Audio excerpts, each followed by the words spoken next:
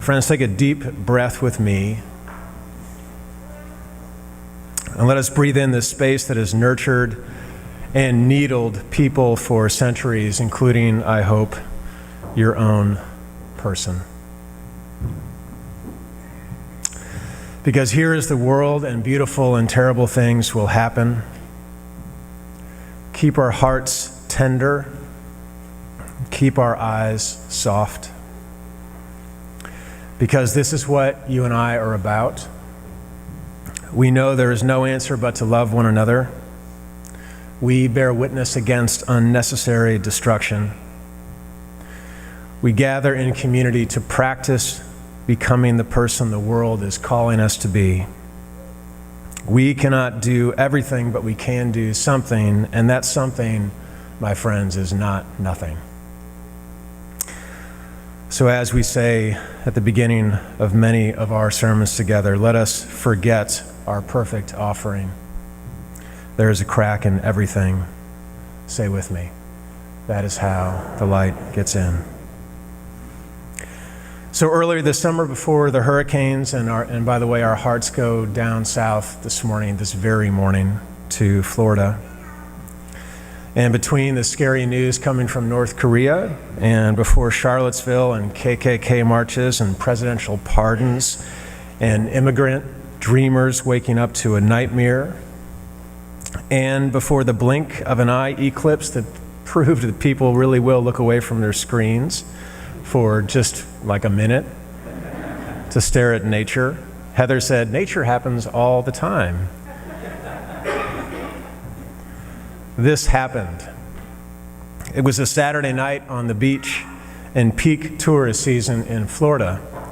And Jessica and Derek saw people on the beach staring out into the ocean water, assuming someone had seen a shark. And they began to notice that there was flashing lights on the boardwalk and a police truck on the sand and nearly a dozen bobbing heads 100 yards beyond the beach. And these heads were crying out desperately for help. 6 members of a single family, 4 adults and 2 boys, and 4 other swimmers had been swept away by a powerful rip current just beneath the water's surface. Jessica, because somewhere in her she knew that the only answer we can have to this beautiful broken world is to love one another, said to Derek, "These people are not drowning today. It's not happening. We are going to get them out." Now, Jessica had been a strong swimmer in high school, and she was fearless in the face of adversity. But others had felt similarly about their strengths, and they'd tried to reach them, and each previous rescue attempt here in late June had only stranded more people.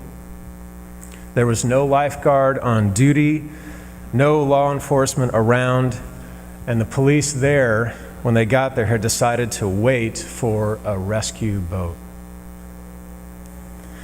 People on the beach had no equipment, only boogie boards and surfboards and their arms and legs.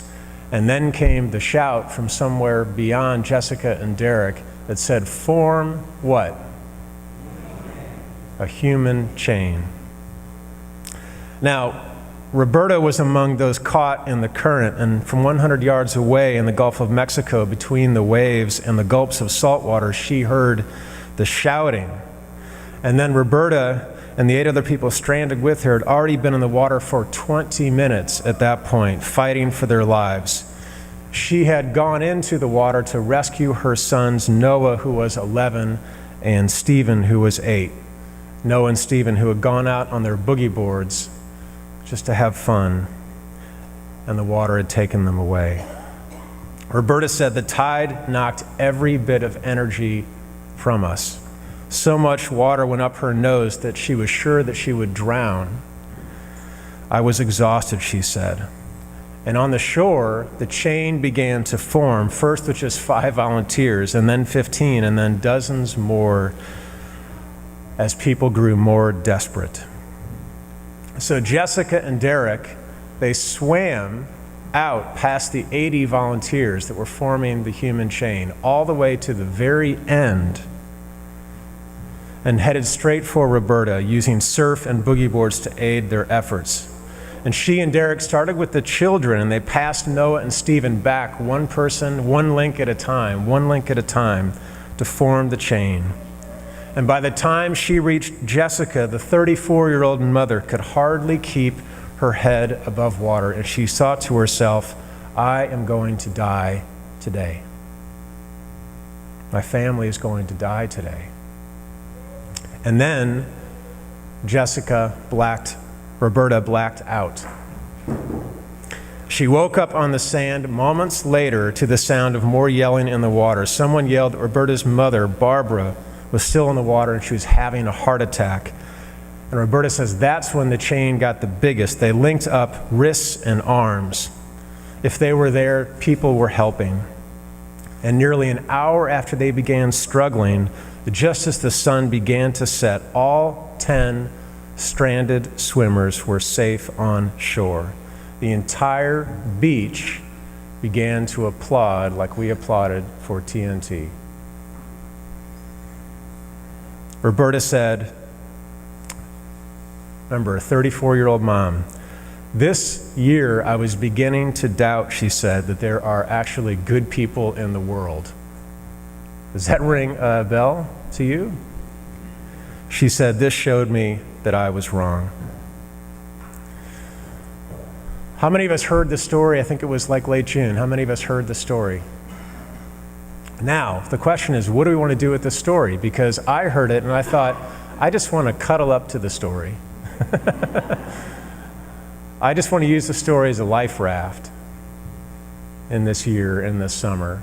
I want to use it to put blinders on and close my eyes and pretend.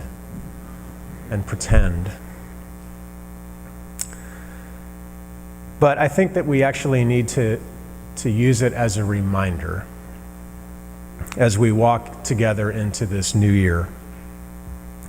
And the reminder is this: there are things that are happening in this world that none of us can handle alone. Right? There are problems, for those of you that think that maybe you have extra superhero powers, there are problems that cannot be saved by a single person. Right?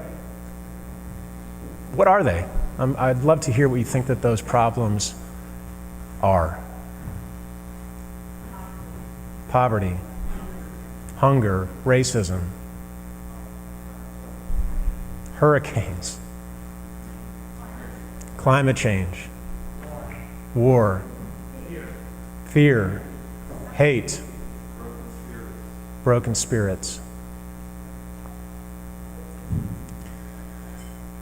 We still have not found what we're looking for. It's why we sang the song this morning. We don't come here for answers. We come here for encouragement and strength and to get out of ourselves. Right? Because spirituality on your own is just, it's boring. Religion is what we do together. Welcome back, my friends, to religious community. So, of course, you saw this coming. Alone, no matter how strong we are, we cannot make a difference in the world. But together as a community, we gather the strength we need. We are stronger together. So I invite us to rise where we are. And Jessica and Heather are going to help me. I want us to reach across the aisle and to our neighbors near us, and I want us to link arms.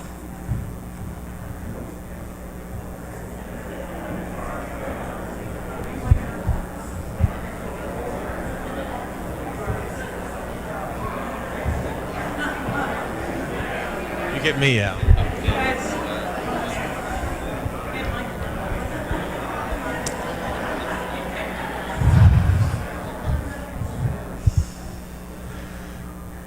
Friends, we gather in this house of the Spirit Because this church does not exist for your salvation or for mine, instead it gives us a way to participate in the saving of the world. So for the strong arms on your right and the strong arms on your left, help us to lean in and lean on. As we save each other and help to save the world that we know needs saving, let us find the courage. Let us not be carried away in the current of the times. Let us do justice.